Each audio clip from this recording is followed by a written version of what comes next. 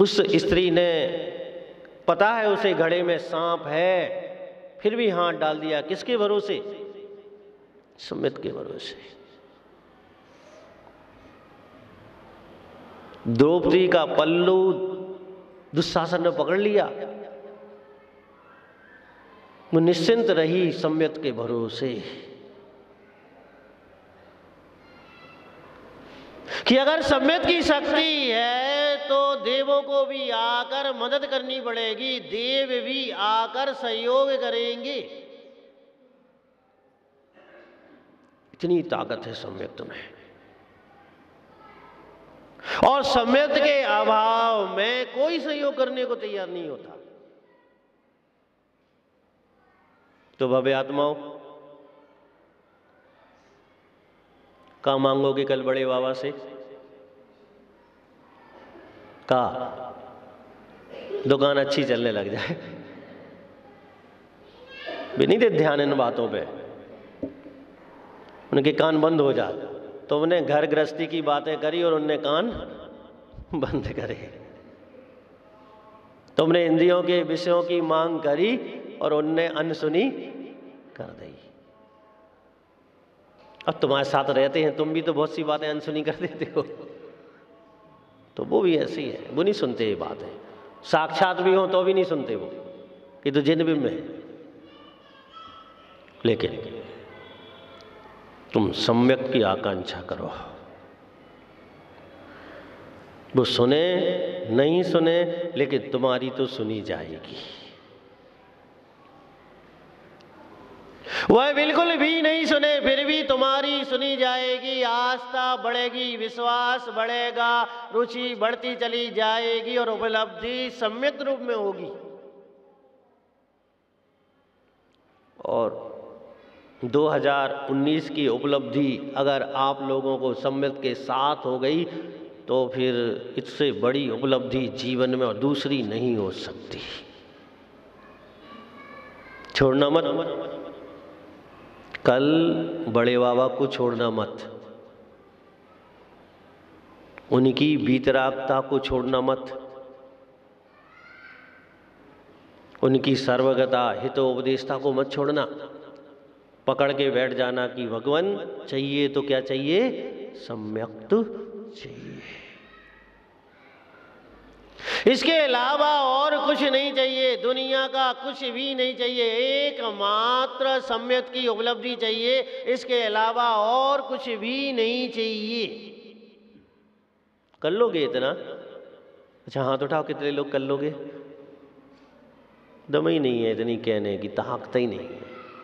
कल जुटाना ताकत, जुटाना ताकत। और जब तक ये हिम्मत नहीं आएगी सम्यक के मांगने की, तब तक सब व्यर्थ है। तो कुछ नया, और क्या नया? एक विश्वास, आस्था, सम्यक की उपलब्धि। आस्था में वृद्धि हो, विश्वास में, देव शास्त्र गुरु के प्रति वृद्धि हो जाए बस।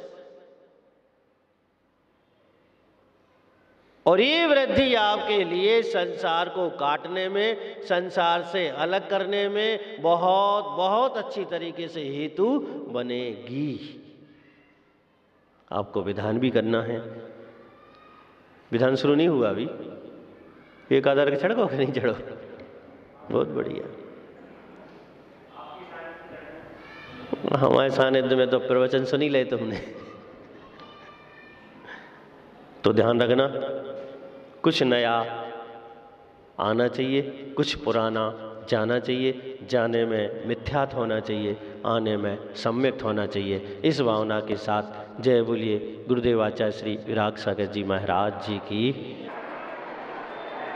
चातुर्मास बरसात,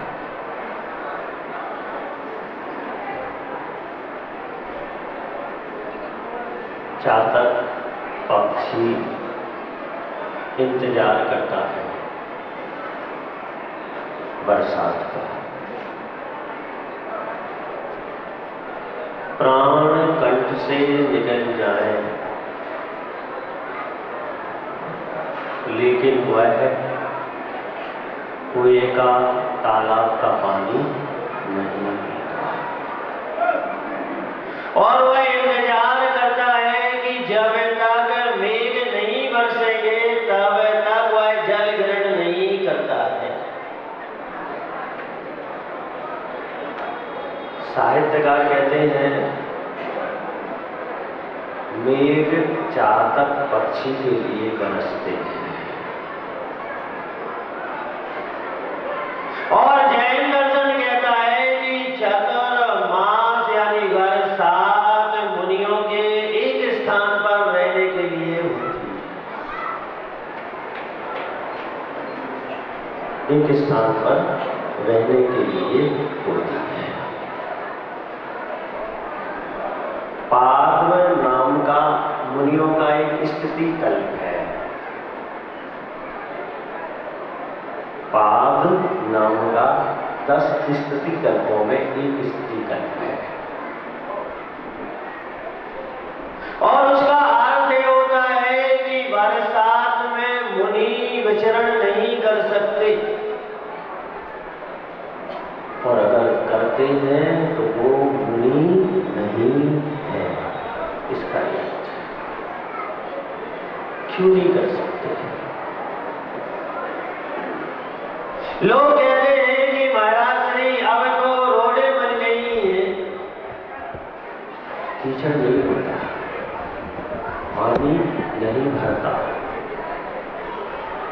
लेकिन आगम में कहता है चाहे रोड बन जाए, चाहे कुछ भी हो जाए, लेकिन वर्षा काल में जीवों की उत्पत्ति अधिक से अधिक मात्रा में होती ही होती है।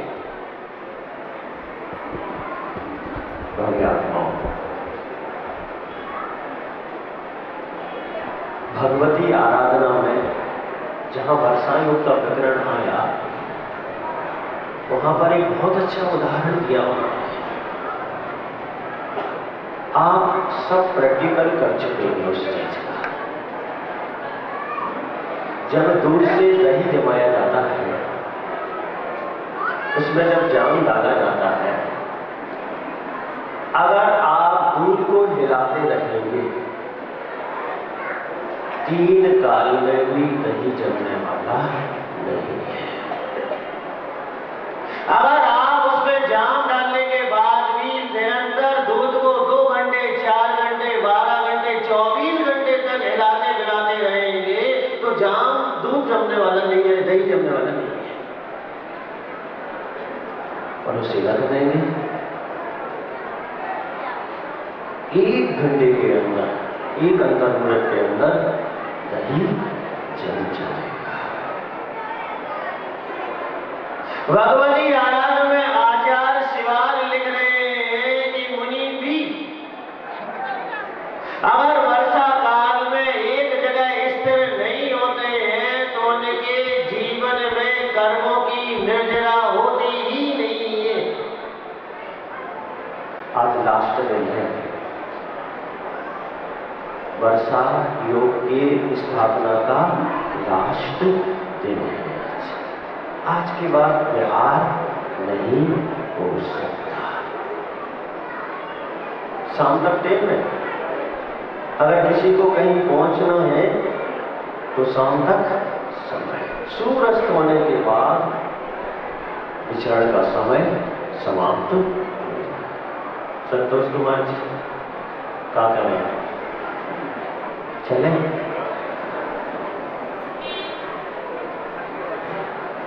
रुक जाए?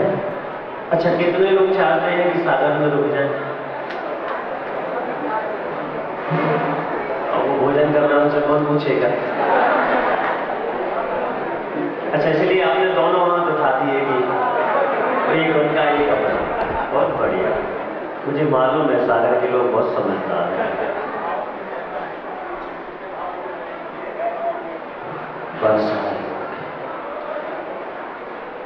अभी तक मैंने 99 पॉइंट निर्णय किया था,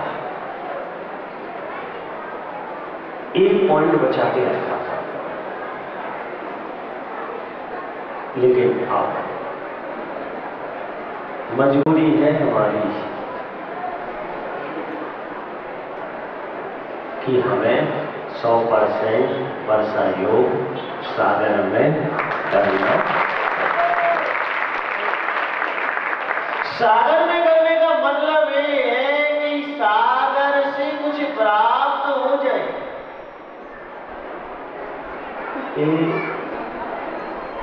मैंने कुछ जब से संभाला तब से सागर का नाम सुना है। तब से जब से बहुत महीने 2-4 महीने में सागर आते थे, काय के लिए बता? थिएटर में बैठने के लिए। हाँ आते थे, या मार्केट घूमने के लिए।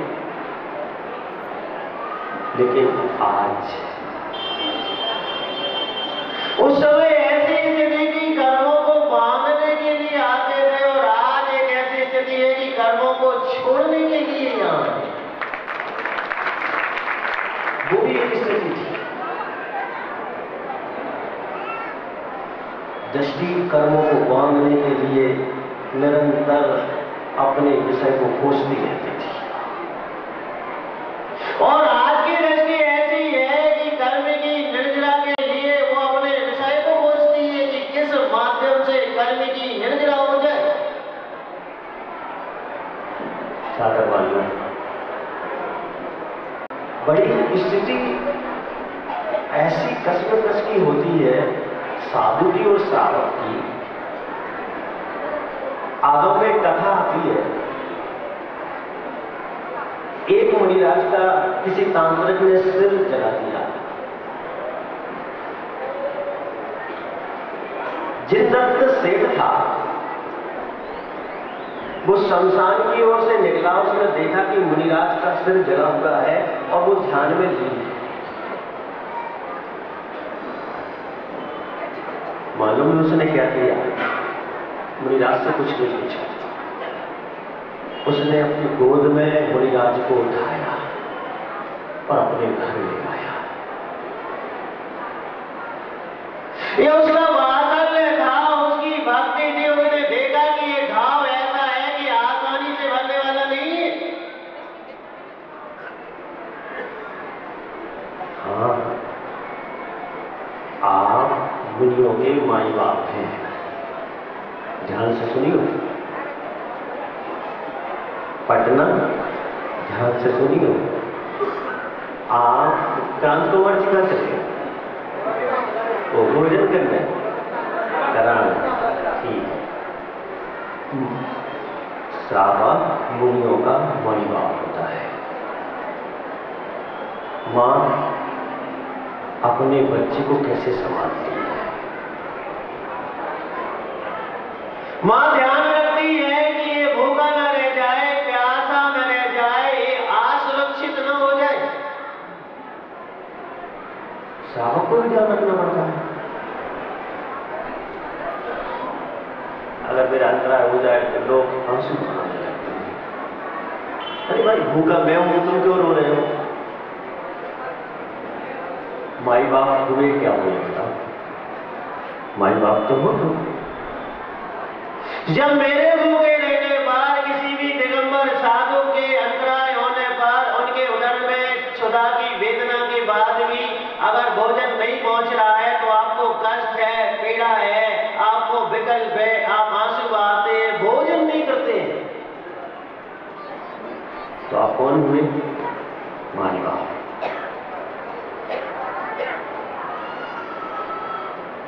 हम भी आपके माई बाप हैं, ध्यान रखिए। हम भी आपके माई बाप हैं। कब? जब तुम पाप में डूबते जाते हो, डूबते जाते हो, तो हम दिगंबर ही हाथ पकड़कर तुम्हें बाहर निकालते हैं। वह हाथ पकड़कर, उंगली पकड़कर उस गड्ढे से, पाप के गड्ढे से, पाप के मल से बाहर निकालते हैं, दूर करते हैं, वहां से अलग करते हैं, ध्यान में लगाते हैं। बराबर हो गए, आप हमारे माई बाप और हम तुम्हारे माई बाप। बराबर भव्य। चतुर्मास का अर्थ होता है धर्म ध्यान, दूसरा कोई अर्थ नहीं है, दूसरा कोई अर्थ नहीं है, सिर्फ धर्म, साधु का और श्रावक का धर्म। ये जो भोजन हो रहा है ये अर्थ नहीं है चतुर्मास का, समझता ये अर्थ नहीं है। चतुर्मास का अर्थ होता है कि त्याग जीवन में आए, चतुर्मास का अर्थ होता है कि संयम जीवन में आए, चतुर्मास का अर्थ होता है कि 4 महीने जीवों की रक्षा करें, उनके पाप भार से मुक्त हो जाए, चतुर्मास का अर्थ ही होता है। भव्यात्मा सागर मैं अपने साथ लिए घूमता, मेरा नाम लोगे तो पीछे क्या लगाओगे आप? सागर, सागर लगाना पड़ेगा। और हम सागर में आए, सागर में कोई गोता लगाता है तो उसका एक ही प्रयोजन होता है, समुद्र में अगर कोई गोता लगाए तो उसका एक ही प्रयोजन है, रत्नों को निकालने का। वह सागर की गहराई को नापता है, उसकी गहराई को तय करता है, तो एक ही लक्ष्य लेके करता है कि इसके गहराई में पड़े हुए जो रत्न है। और बच्चे कहने लगे कि धर्म में क्या होता है, वह ये कहने लगे कि मंदिर क्या होता है, हमारे गांव में मंदिर क्यों नहीं है, हमारे यहाँ सास का स्वाध्याय क्यों नहीं होता है, हमारे नगर में संत क्यों नहीं आते हैं, हमारे माता पिता, हमारे भाई बहन, हमारे पड़ोसी धर्म की चर्चा क्यों नहीं करते हैं। आपने देखा होगा कोई भी कार्यक्रम करो सबसे पहले आगे कौन दिखते हैं? सबसे पहले पानी उड़ींदो की है, उसके बाद जब महिलाएं बच्चों को पानी पिला रही तो वो कब तक प्यासी रहेगी? उन्होंने सोचा कि 2-4 घूंट, और जैसे ही उनने पानी पिया अब तो क्रांति शुरू हुई।